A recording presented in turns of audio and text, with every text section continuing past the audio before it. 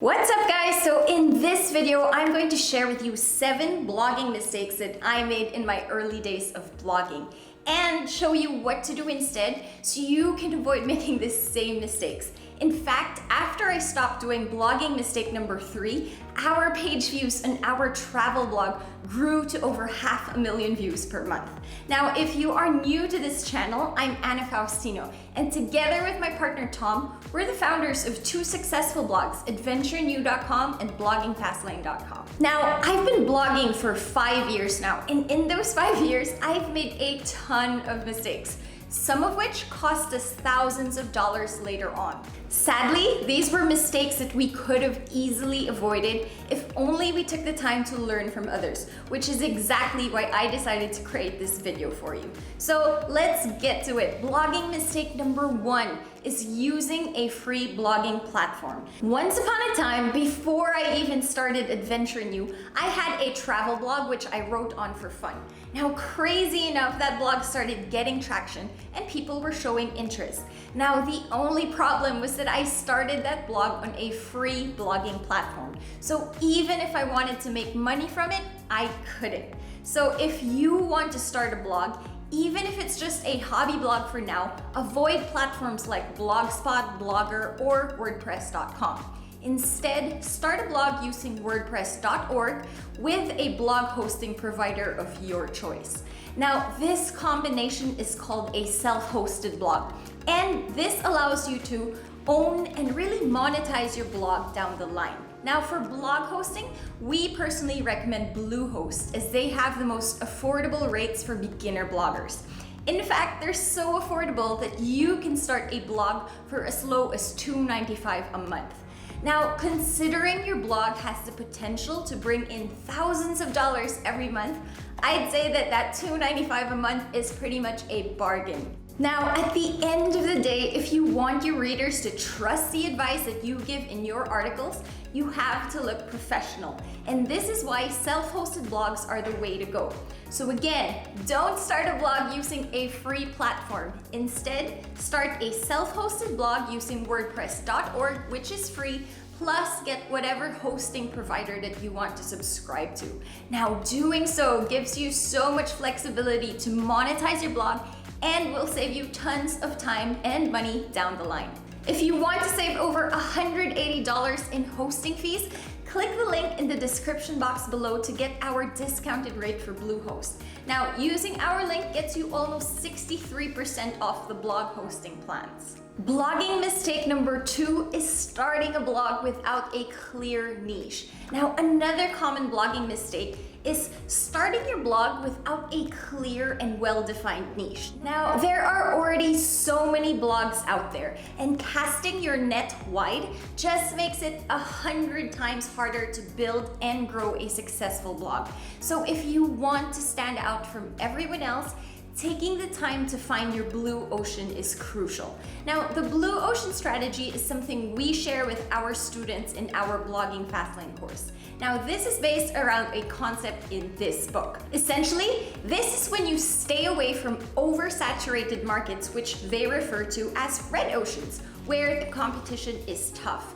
Now, to succeed in blogging, you have to find and create a unique sub-niche for yourself, which is called a blue ocean.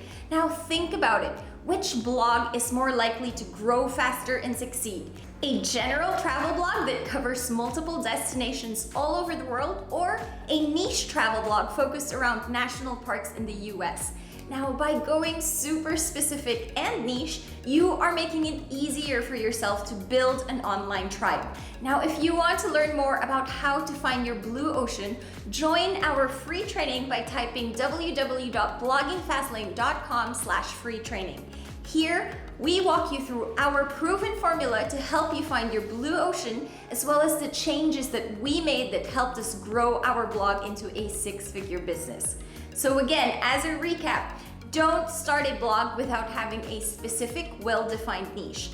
Take the time to find your blue ocean, which will help your blog stand out. Blogging mistake number 3, not using a keyword research tool. Now, have you ever seen the movie Bird Box? Now, blogging without a keyword research tool is pretty much the same thing. You're essentially walking in the dark with a blindfold on, praying that someone is actually searching for the topic that you are writing about. Now, back in the day, I used to write articles like what my dad taught me about life and travel, or falling in love while traveling. Although they're fun to read, after they get shared on social media, traffic dies because no one is really searching for those particular keywords. The bottom line is, if you want to start ranking on Google and get continuous traffic, you have to create content around what people are searching for.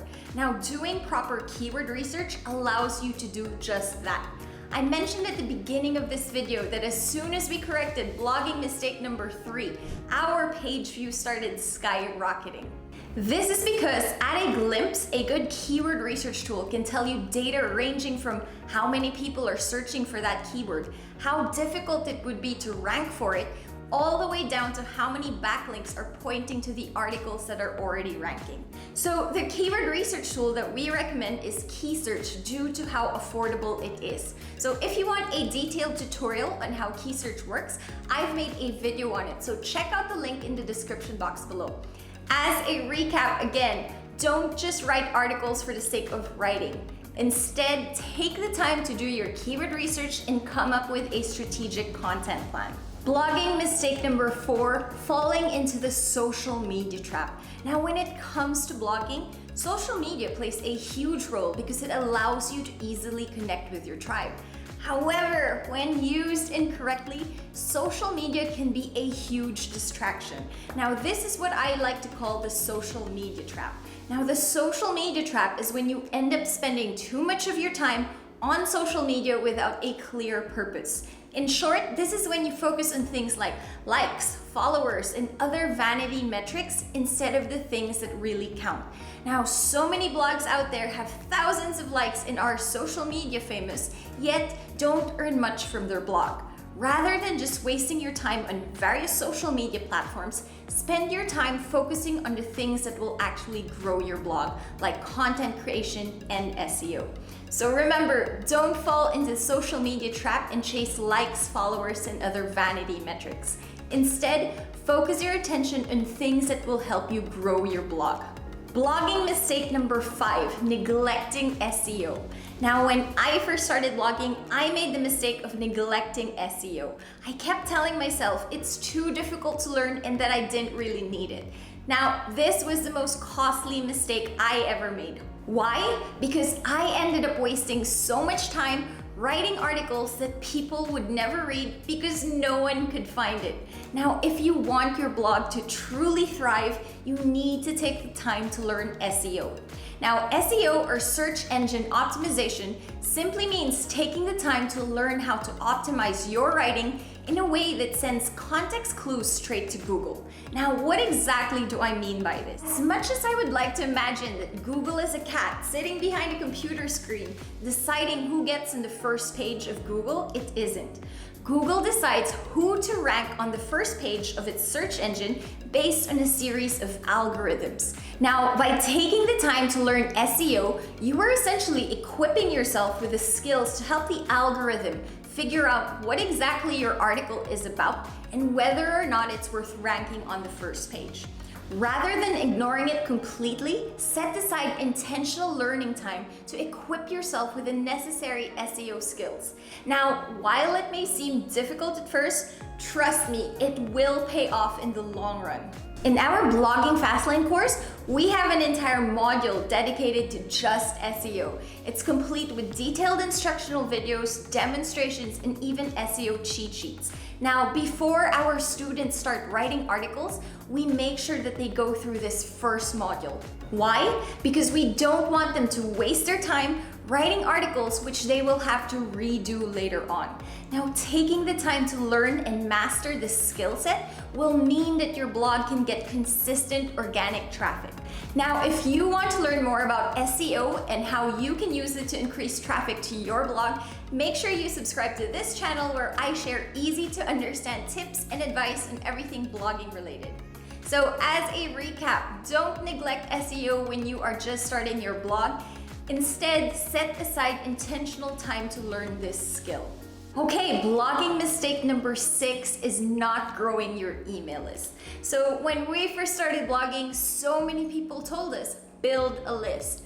Naively, we didn't listen. We had one of those generic sign up for our list and get updates, but never really actively sought to get subscribers. Now, unfortunately, because we didn't realize exactly how important building your email list was, we were running our blog for almost 2 years before we actually got smart about it. Now, our email list, which has over 100,000 subscribers, is one of our most prized possessions and our lifeline to our audience. Now, whenever I'm brainstorming on how to better serve my community, all I have to do is send out one email and I instantly get feedback from my tribe. Now, aside from getting direct feedback, our list is the core of how we make money through affiliate marketing. In fact, I can safely say that our email list continuously doubles or even triples our affiliate income. So if you don't have an email list going, get started now. Rather than just a generic subscribe now and never miss an update form, make sure you take the time to create a value gift or a lead magnet.